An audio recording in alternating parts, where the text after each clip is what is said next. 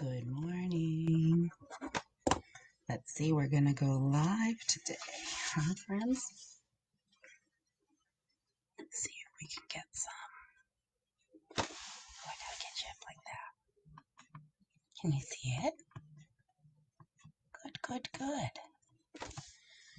Now, I am changing what I'm working with so I can't see. Oh, here, comment moderation.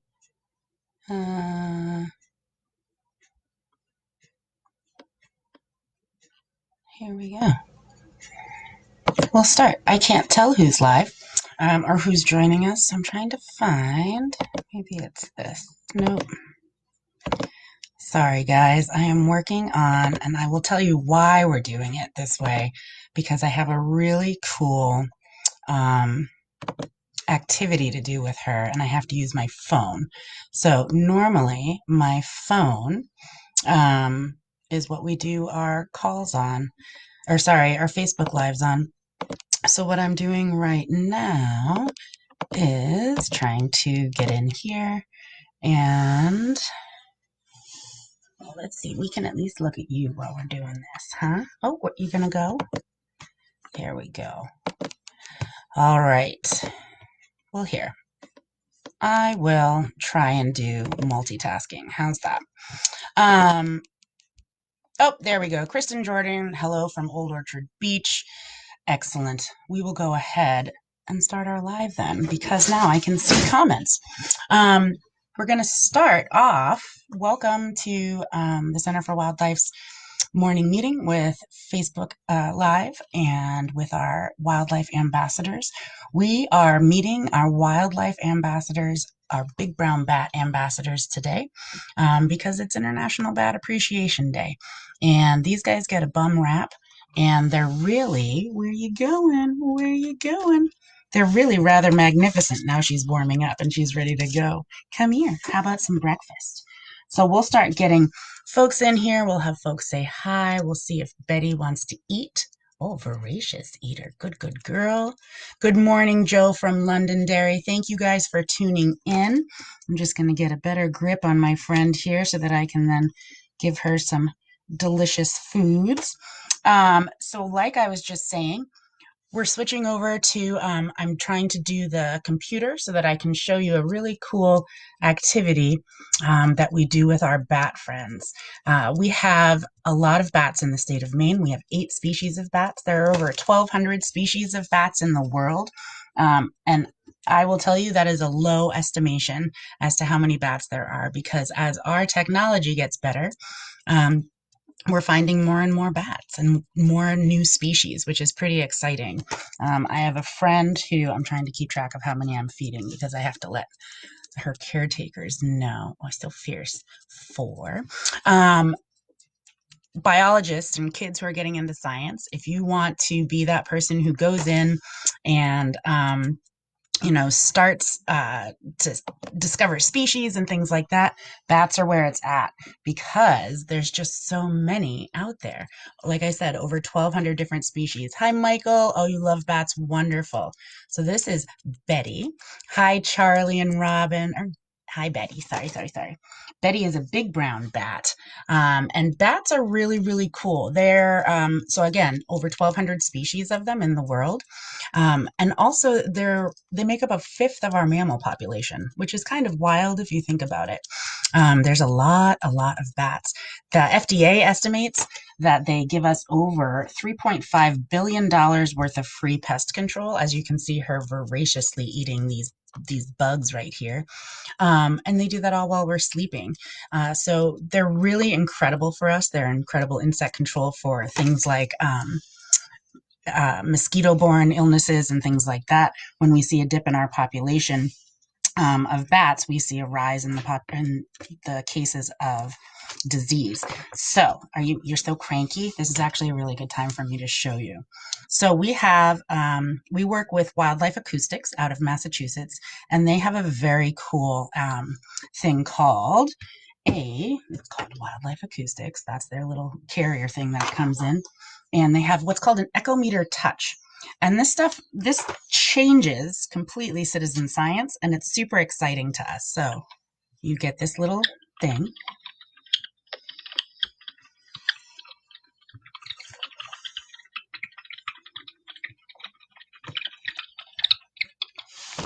Oh, let me get you because you're not listening.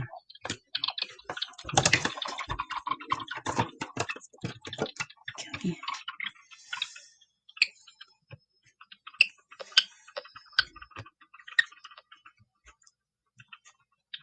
You're going to try and eat me? So you can actually see the different echolocations that they're doing and hear them. What's amazing about this particular app and thing that we can get, she's getting really itchy. I'm going to put her right back and get Miss Brownie out for you.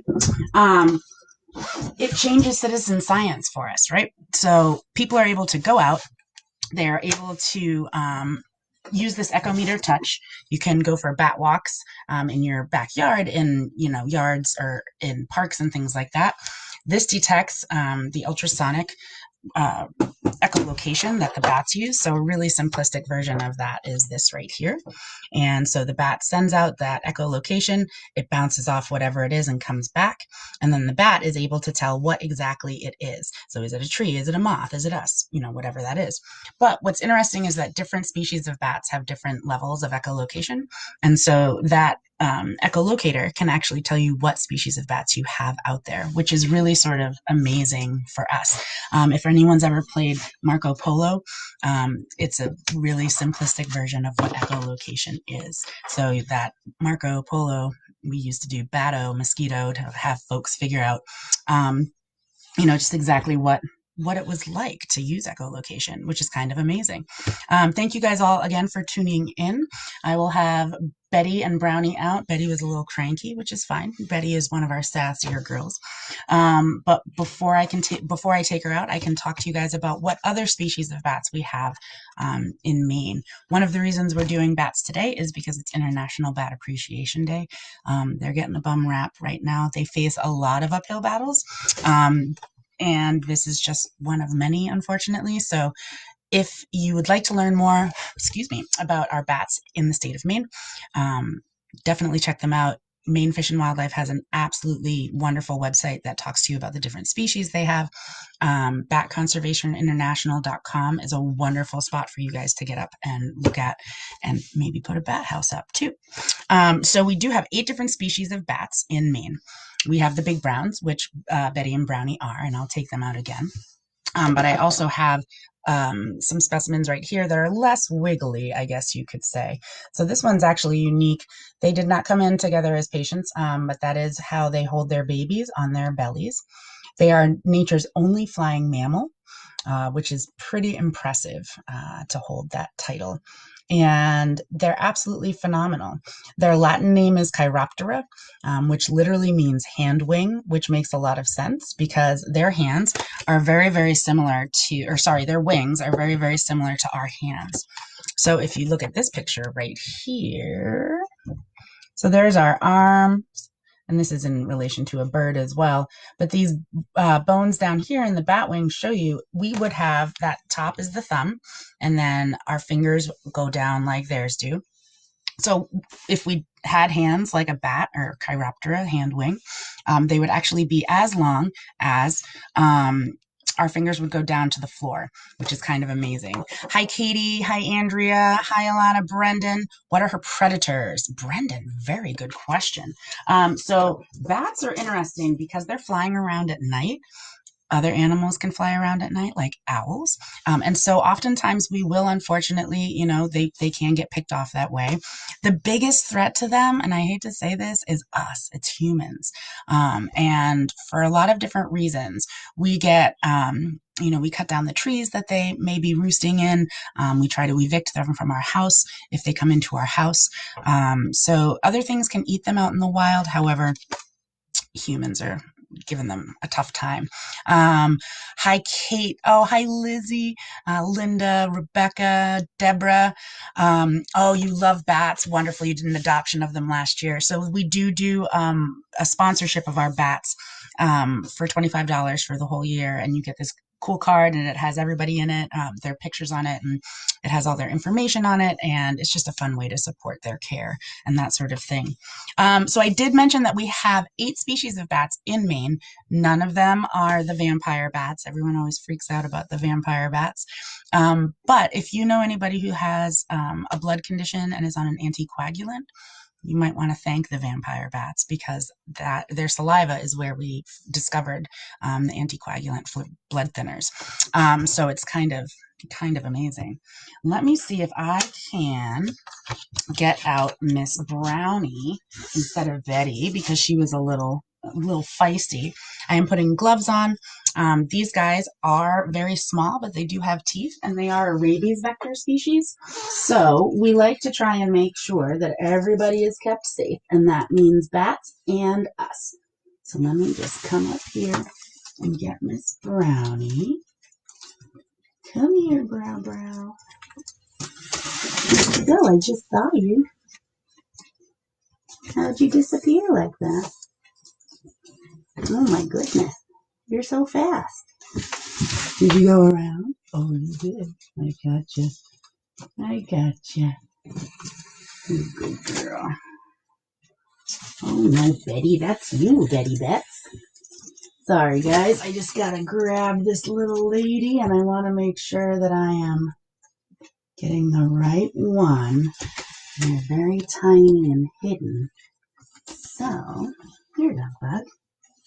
There we go. All right, and I have to zip you up. Okay. And we will try to do this again with the Echometer Touch as well. Where are you going? So Betty that I had out earlier actually came to us. Hi, you. You're so good. And when did Betty come to us? 2016. And she had been caught by a cat. This is Brownie right here.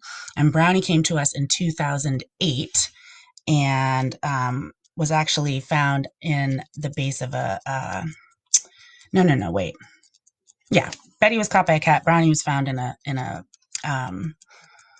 fireplace after someone had set a fire, which is normal. We should be able to do that, but sometimes these guys get stuck and lost in there. And so when we turn those fires on, they don't, or sorry, light those fires or turn them on if you have a propane fireplace, then that can disturb them. So Brownie actually came to us, like I said, in 2008. She's at least 12. She's an adult. We tell their age. We look at their teeth, and her teeth, she has old lady teeth. So she's definitely an older lady. She's actually in retirement normally. We don't bring her out on programming. She's just getting older, and we like to let her sort of have a relaxing time. We can't age them perfectly. Like, you can't ask them, hey, Bat, when's your birthday? And they don't change in coloration or things like that. But we do check. Oh, we just dropped wipe that off later. There you go. Good girl. You're so silly. She just dropped a worm on my keyboard, so I'll have to clean that off later. But we do judge by their teeth and that sort of thing. Oh, we're getting feisty. So I'll show you the Echometer Touch again, and we'll see. Oh my goodness, I'm getting sassy. Yeah, it's okay. So let's see. I'll do the start, and I'll stand there up.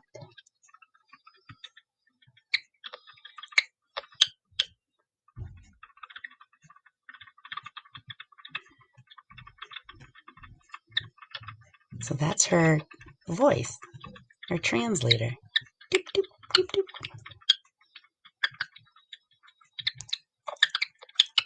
Oh, you have a lot to say about that? Okay. So that's her using her echolocation to see what's going on around her in the world and that sort of thing. She's super cute. Where you going? Where you going? Yeah. Do you want some more bugs? Maybe some more bugs? So what happens is when they come out and they start warming up, they get a little feisty and ready to go. So we just have to rearrange. Right, Miss Thing? Come here. Come here. And I don't want to touch her with my bare hands, even though I have my rabies inoculation. We don't want to expose them to us, and we don't want to expose us to them. So we always use the proper PPE. Oh, there you go. Delicious. Delicious, delicious. You know, what's funny is these guys will eat lots of different insects out in the wild. Anybody know how many they eat in a night? They can eat over 1,000 insects in a night, or sorry, in an hour is what I've heard. You know, up to 2,000 in a night. Which is sort of amazing. And they do all of that for us while we're asleep, which is sort of phenomenal. Oh, Miss Brownie. Charlie wants to know if Brownie can fly. Brownie cannot fly, and neither can Betty. So if they were able to fly, we would release them. And we do get them in as patients. Oh, I dropped that worm myself. Here you go. Here you go. But if they were able to fly, we would let them go and they could go and be out in the wild. We do have quite a few, or we did have quite a few bat patients, and they came into us over the winter time. You're attacking that bug. Hold on, I'm going to put her back. So she's so funny. What I'll show you on another bat because she's like, no, I'm out of here. What she was doing. So you guys see the tails on them? That beautiful tail in the back. And what it is I'll hold this up. They have a patagium, and that's the skin between on their wings, right? So here's our bones, or the bat's bones, and there's skin in between each of those bones. And then underneath the tail, under here, they have a tail that goes down, and then the patagium goes between their back legs and their tail. And we call that the bat backpack. So oftentimes you'll see them kind of scoop their tail, and that's how they go and eat, which is exactly what she was doing, and getting a little sassykins, that sort of the way. So again, we've talked about our big brown bats. They're absolutely amazing. We do have the 8 different species of bats in Maine.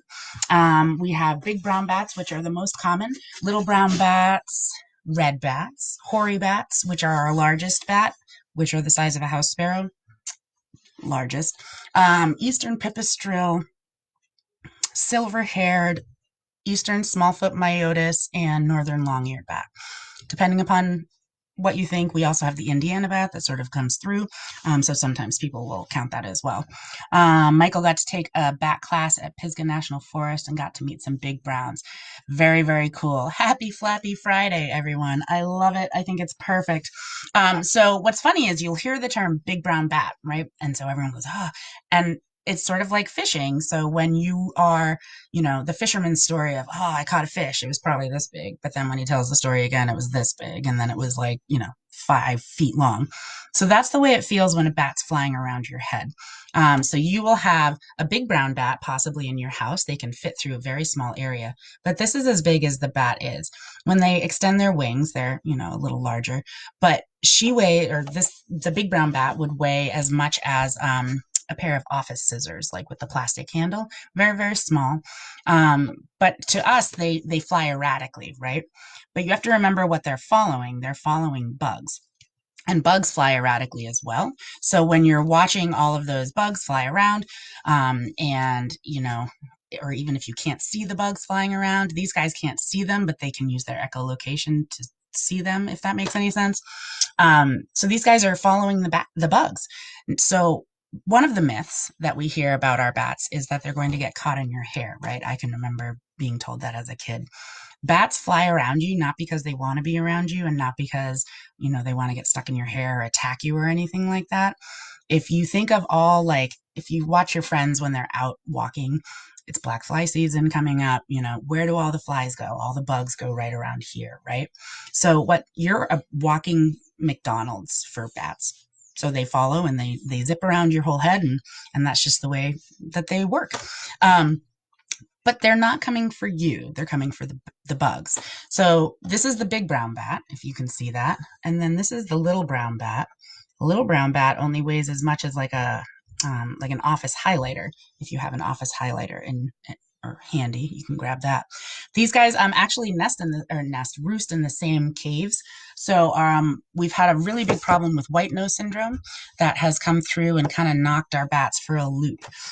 So I'm going to share some information on white nose with you guys. And again, as you're turning in, sorry, I'm trying to get mealworm stuff off my keyboard. Just let us know that you're tuning in, where you're from, what's going on, and we're really glad that you could meet with us on a Friday and talk about how cool bats are on International Bat Appreciation Day.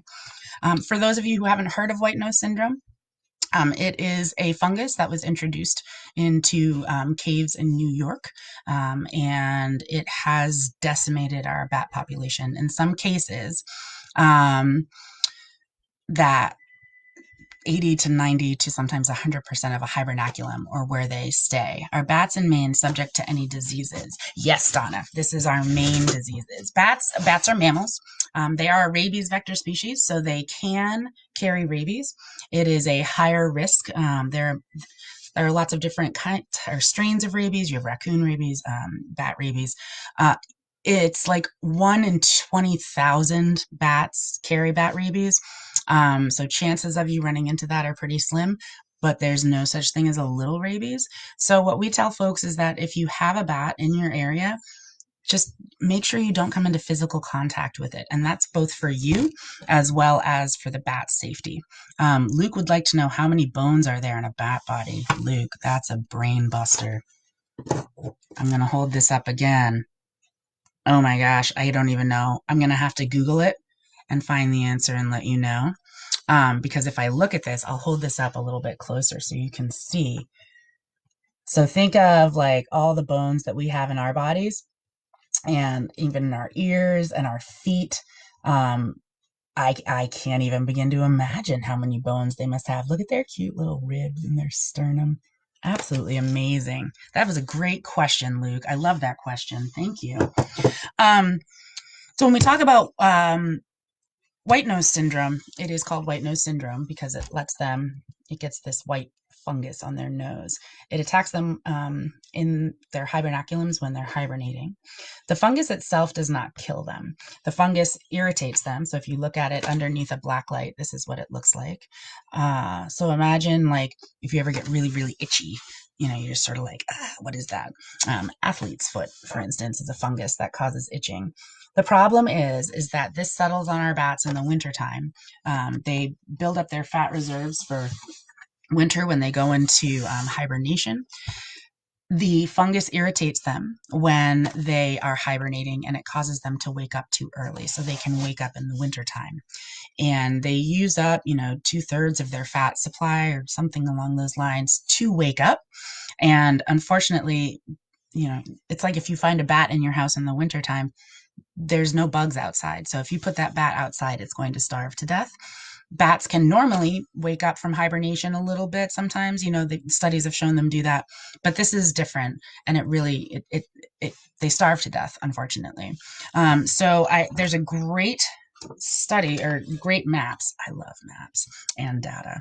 So when it was first this shows how it moved. How ironic that in a pandemic, we're also discussing how this moves.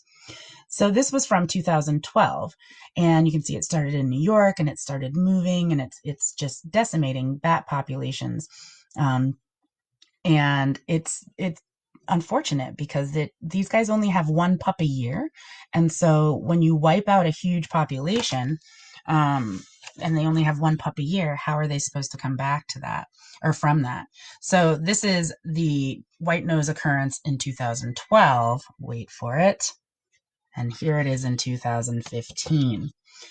So we're all getting pretty good at reading maps and how diseases are spreading and that sort of thing. So you can see it's not good.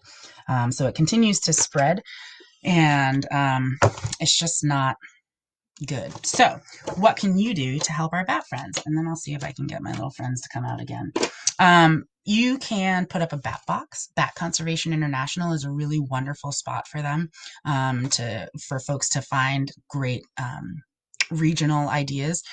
For instance, up here in the north, they recommend that we paint our bat houses black, because in the wintertime, if they hibernate in there, it's going to soak up that heat from the sun. But you might not want to do that if you're down south. Scout from Connecticut. Hi, Scout. Welcome. Thank you for joining us, and happy International Bat Day. Good stuff. Lots of times people will think that bats are different than us. They are, right? Everything has some similarities, but I don't think it's an either or. So bats are known to have nurseries. This is a great picture of one, and that's a mom with her pup. But then all of these guys, who are all these friends? So she's actually watching the other bats. And so they have nurseries, and the other mom bats will fly off. They'll go eat their food. They'll come back. They take turns, all of those things, which is really amazing and magnificent. They've also shown studies where bats are doulas.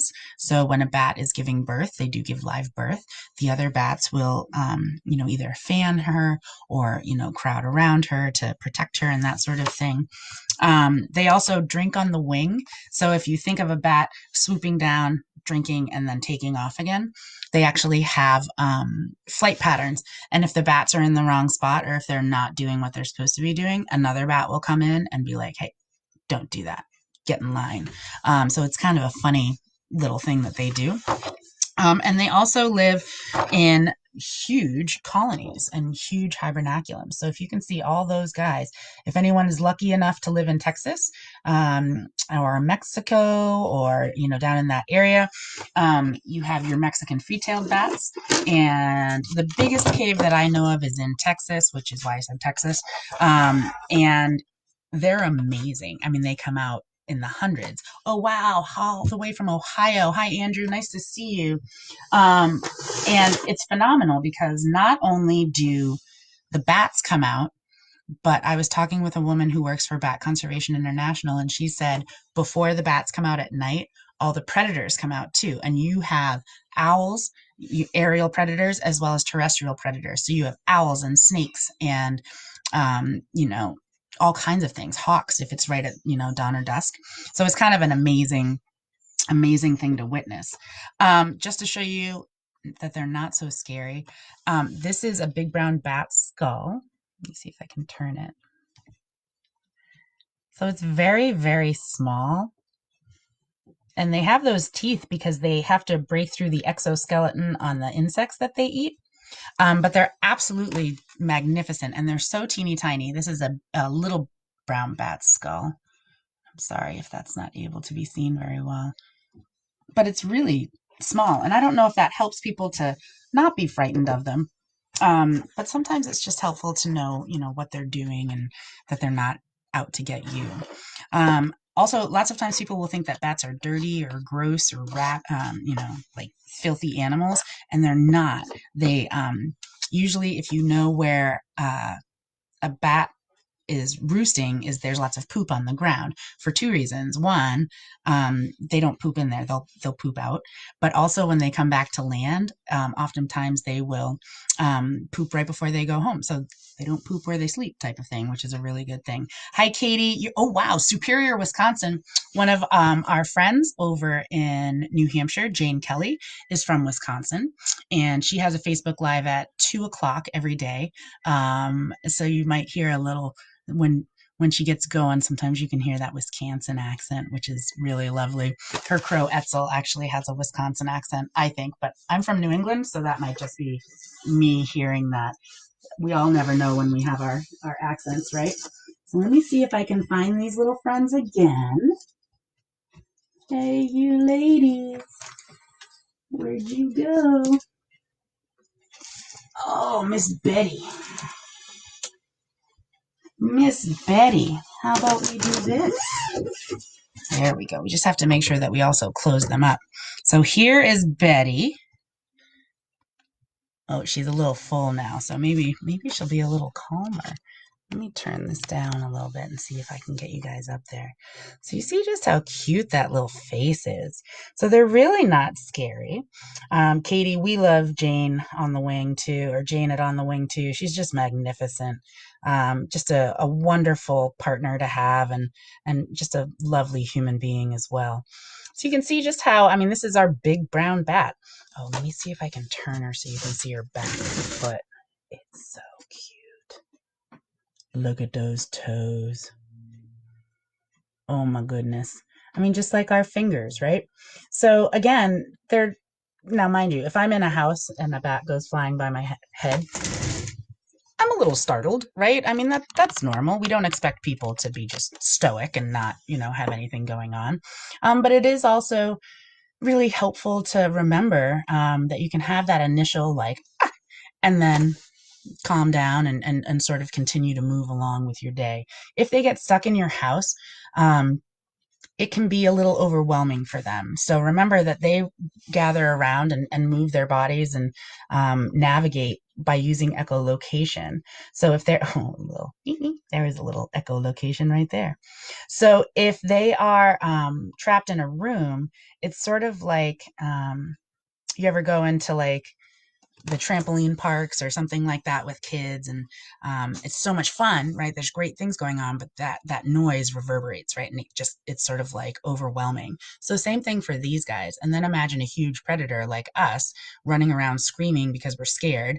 It's frightening for them, poor little guys. So what we tell folks is, if the bat is in the house, leave the room, shut the door, open the window, turn off the lights, not in that order. Open the window, turn off the lights, leave the room, shut the door, and the bat will figure out how to get outside. So it's just, you just got to give them space. Brendan says the face looks like a human face. I think so. Look at that little mug. Hi, you. Oh, that's nice. Oh, cheese. And those little teeth.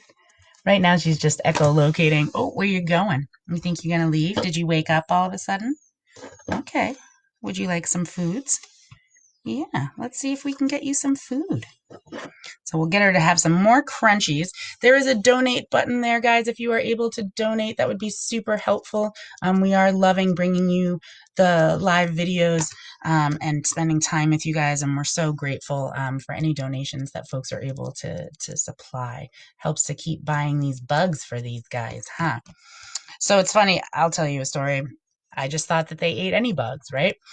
So I spent some time at my house gathering up different moths. I mean, I had like, what is it, a charcuterie?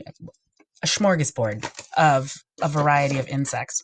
I had bugs that flew, I had bugs that crawled, I had big bugs, little bugs, fuzzy bugs, moths, you name it.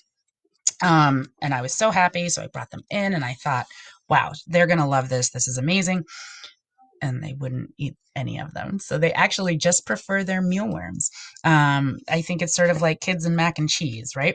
So this is what they prefer. It's their favorite. Oh, yum, yum, yum, yum, yums. Cruncha, cruncha, cruncha. I don't know if you heard that squealing in the back. Oh, you dropped it. There you go. But that is a baby squirrel that is demanding to be fed at the moment.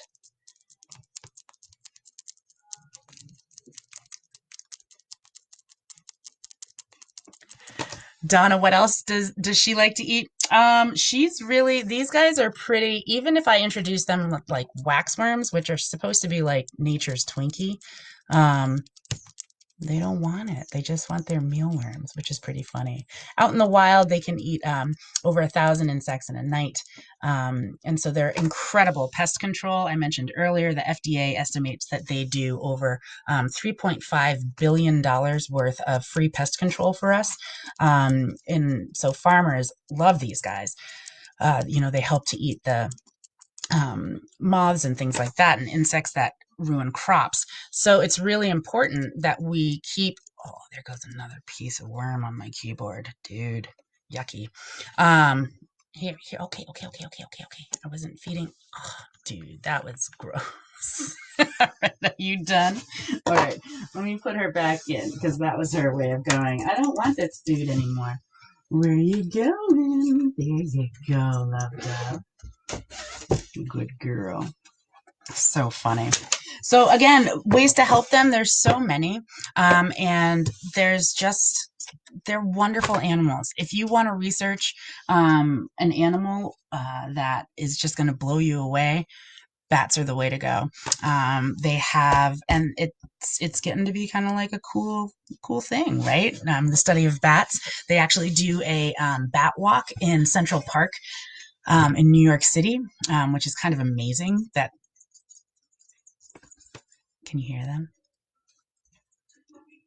that was just so I just put Betty back in, and that was Brownie saying to her, like, where have you been? Da, da, da, da, da. So scientists have actually shown when they study bat colonies that there's a lot of chatter and there's a lot of not arguing, but sort of arguing, like a big I'm Italian, a big Italian family where it's just da da da da da da da da. That is what bats do. So it's just kind of a cool thing again to be able to compare them to us, because we're a lot like them, and they're really incredible. They're very social. Their social units are incredibly complex, and they really take care of each other. I did take out some pictures. I don't think I have pictures of all of the different species of bats in our state, but I thought it might be kind of cool to go through them. Also, they're so cute. I don't know if you guys have ever seen the videos of the fruit bats when their little ears go like crazy and they lick their nose and things like that.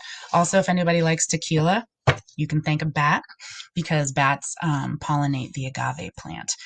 So if you like, strawberries and all those other things and all these plants that are just done by pollinated by bats, it's incredible. So again, they're very important. So one of these, let's see. This is the Indiana bat. This is the one that I was like, sometimes people say we have them here, but we're not really sure. So cute. You would see them this way. If you find a bat on the ground, it's not necessarily sick. Bats can't, the only bat that I know of that can take off from the ground is a hoary bat, and they sort of jump and go. But other bats, they can't do that. So they have to crawl back up the tree and then they have to drop down. So it's really, really, if you find them on the ground, you can, use something with gloves on, use something like this to really gently kind of scoop them up and then put them up in a tree. And then eventually they'll drop down.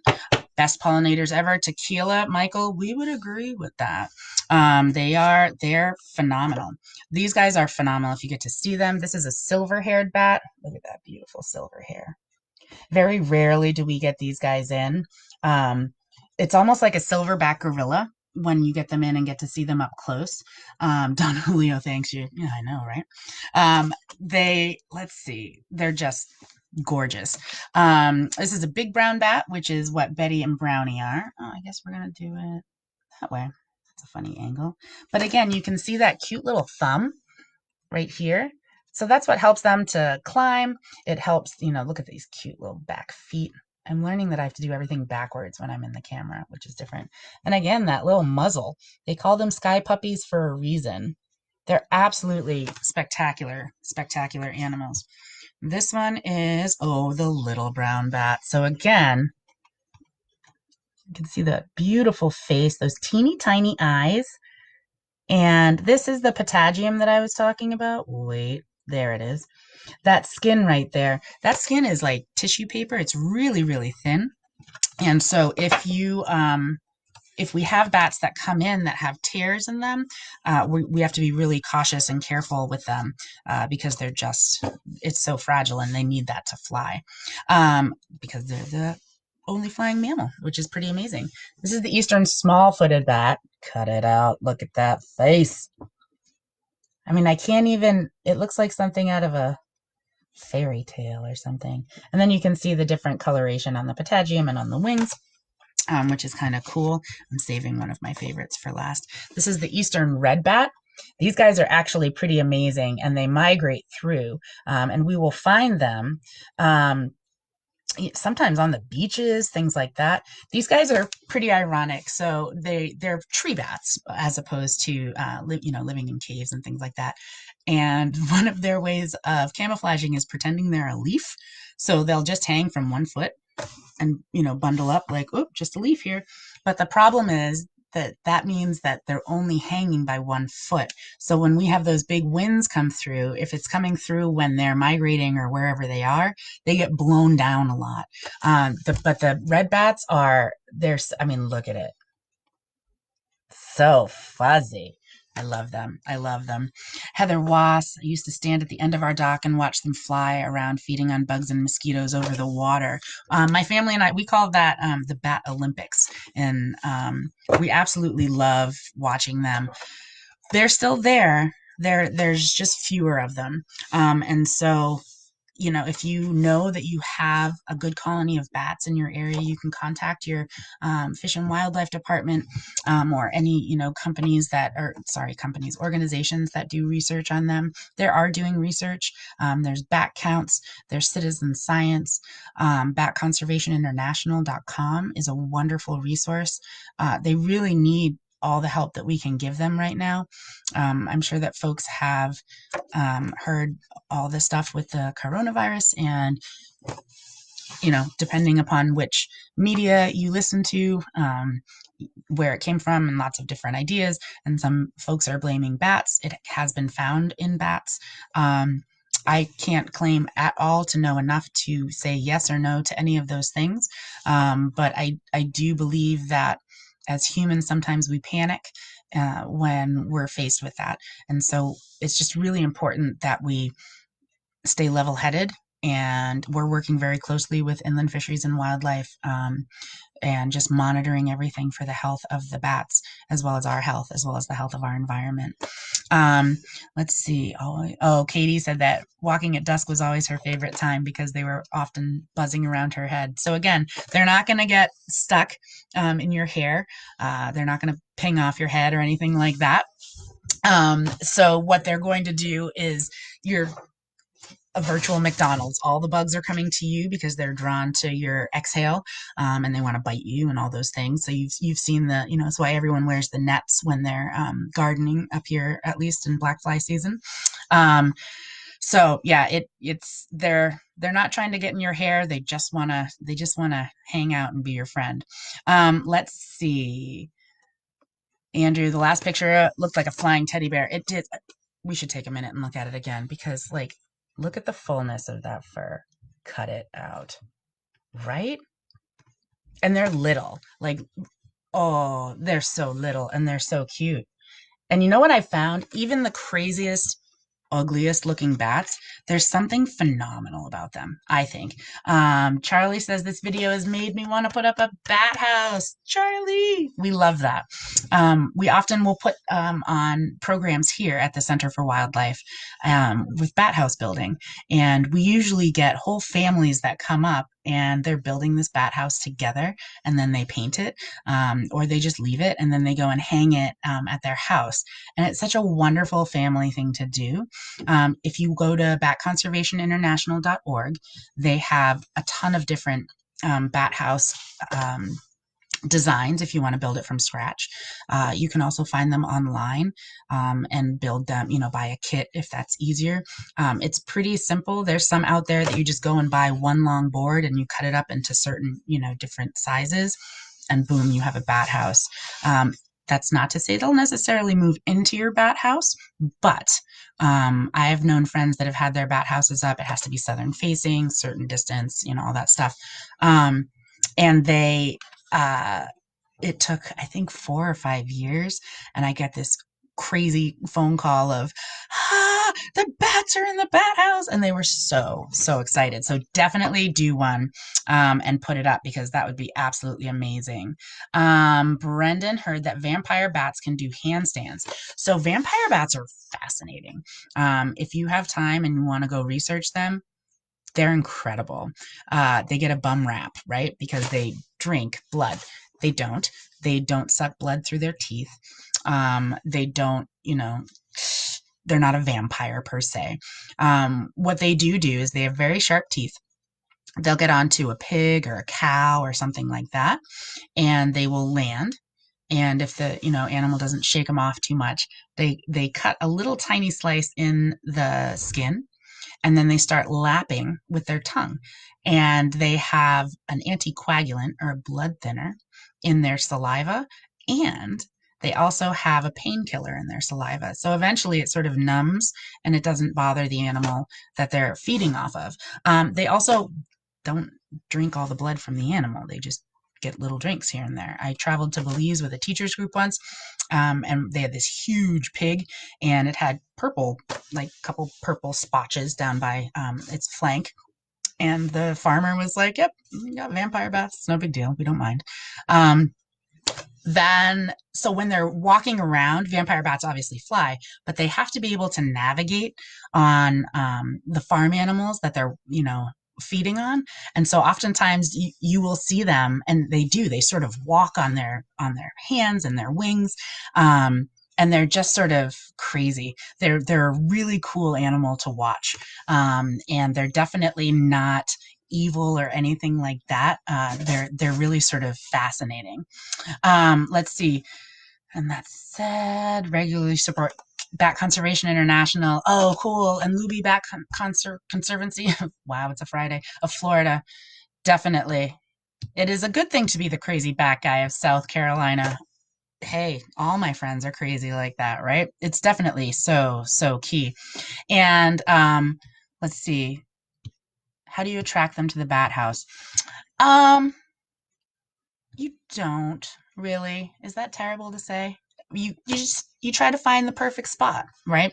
So I like to tell folks to try a variety of different bat houses and put them up in a variety of different spots. Um, it's sort of like, you wouldn't want someone to choose your house for you. Um, or maybe you would. But I wouldn't want anyone to choose my house for me. So we try and let the bats figure out what fits best for them. You also have to remember that they move. So in the fall, September, October, they will leave their maternity colonies because all the ladies, get together and help raise the babies, and the guys go to their bachelor pads and do their thing. Um, and then in the wintertime, they'll leave their maternity colonies and their bachelor pads, and they come into their winter hibernaculum. So, depending upon your bat house, your location, your habitat, and that sort of thing, you may have a variety of bats species, as well as, is it a good hibernaculum for the winter, or is it better for like a bachelor pad type of thing? And there's a wide variety of designs for bat houses. So, try them all, see what happens. You never know. It's a good little citizen science experiment. And again, I do just want to bring it up. Actually, I wonder if you can hear them. Well, they're not talking right now. This little bugger right here is the Wildlife Acoustic Echometer Touch 2. So if you guys are looking for kind of a cool activity or something really easy to plug into your phone, we're going to be looking forward to doing that um, on site at our new facility, is going for bat walks. And you just hold this up, and you can hear the echolocation, and you can tell where they are, even if you can't see them. Obviously, it's at night. Our eyes aren't really great at night. But it's kind of humbling to notice, what's going on up there. And with the app that you have, you can also turn that in, the data. You can turn that data in. And so you're getting this amazing citizen science connection. Would power lines on the house cause harmful or annoying vibration noises for them? I've seen bat houses near these lines and worry. My bet is that if it does bother them, they won't live in the house. It's I couldn't even begin to understand what our bats hear and take in. And so I would bet that if there are bat houses by that, they just might be empty and filled with wasps or something else that isn't bothered by that. But if it doesn't bother them, then they'll go ahead and move in to that one spot. I realize I forgot our final, like my favorite bat, and it's a hoary bat. Again, it's the size of a house sparrow, which is substantial, believe it or not. It's a big bat. So are you ready? Yes, yes, you should be. Look at him. He looks like a badger. And this is legitimately what they look like.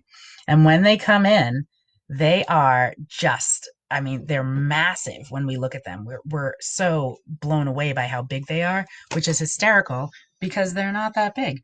But we're used to seeing them, right around this size. And when they're actually, the hoary bats are about twice the size almost of our big brown bats when they come in, if they're big, big, big babies. So again, yeah, I mean, look at that face and those ears. And again, you see that beautiful little thumb right there. So again, Chiroptera, Latin name, our thumb here, hand wing. And they have the same, sort of finger bones, if you will, that we do. Right, my friends? I am not going to take them out again because they are a little I'm a little tired and cranky.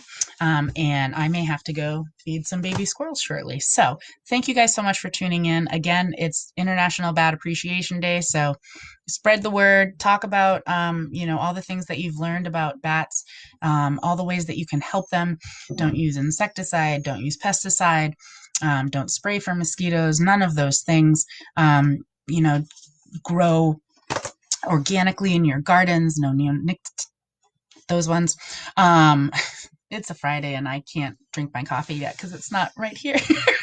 So, but thank you guys all for tuning in. Happy Batter Day tomorrow. Absolutely, Michael. Michael, we're gonna have to get you on our team here, I think, because you're pretty quick, smart with those things.